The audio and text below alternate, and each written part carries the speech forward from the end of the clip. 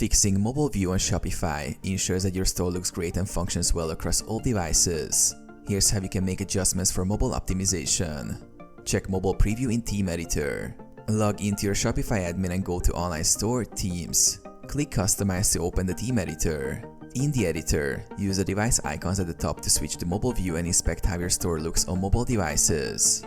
Adjust theme settings for mobile. Most themes allow you to adjust font sizes, button sizes, image placement, and other elements for better mobile responsiveness. Check the theme's mobile settings in the theme editor or under the theme settings for mobile specific options. Optimize images for mobile. Ensure that your images are not too large. Compress images or use Shopify's image size options to automatically scale images for mobile devices. Adjust layout and spacing. Modify the padding and margins of sections to avoid overcrowding or unnecessary scrolling on mobile. Ensure your content is properly aligned and spaced for smaller screens. Test with Google Mobile Friendly tool. Use Google's mobile friendly test to analyze your store and identify any mobile usability issues.